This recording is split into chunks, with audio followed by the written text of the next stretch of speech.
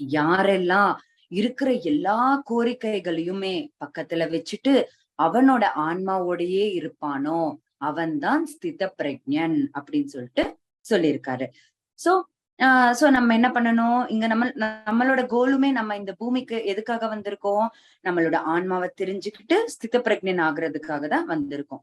என்ன ஸ்தித பிரக்ஞன் அப்படின்னு பாத்தீங்கன்னா என்லைட்டன்மெண்ட் மாஸ்டர். ஓகேவா?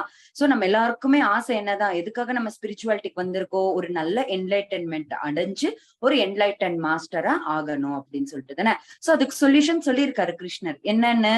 நீ உன்னோட கோரிக்கைகள் எல்லாத்தையும் விட்டுட்டு ஆன்மாவோட நீ இருந்தா ஆட்டோமேட்டிக்கா நீ என்லைட்டன்மெண்ட் மாஸ்டர் ஆயிடுவ அப்படின்னு சொல்லிட்டு.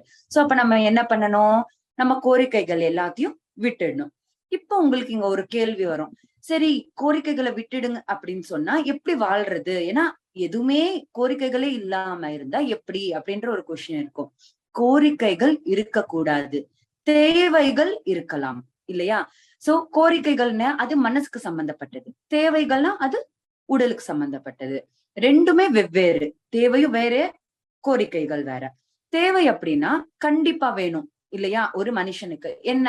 இப்போ ஃபார் எக்ஸாம்பிள் நம்ம வாழணும் அப்படின்னா கண்டிப்பா தேவையான அளவுக்கு பணம் வேணும். அதே போல நம்ம வந்துட்டு ஒரு குடும்பம் அப்படிங்கிறது வேணும். கணவன் வேணும், மனைவி வேணும், குழந்தைங்க வேணும், அம்மா அப்பா அந்த ரிலேஷன்ஷிப் வேணும். எல்லாமே தேவை.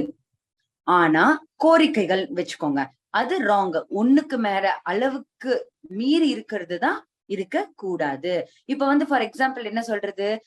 நம்ம வந்துட்டு 3 வேளை சாப்பாடு இருந்தா போதும். அது தேவை. கண்டிப்பா வேணும். ஆனா இல்லாம 4, 5 தடவை சாப்பிடுறது இல்லையா? அது வந்து அது நல்லா இருக்கு, இது நல்லா இருக்குன்னு சொல்லிட்டு நமக்கு ஆசை ஆயிருக்குன்னு சொல்லிட்டு சாப்பிட்டா அது கோரிக்கையால சாப்பிடுறோம். அப்ப யாருக்கு நஷ்டம்? நமக்கு தான் நஷ்டம். கண்டிப்பா நமக்கு நோய் வர சான்சஸ் இருக்கு.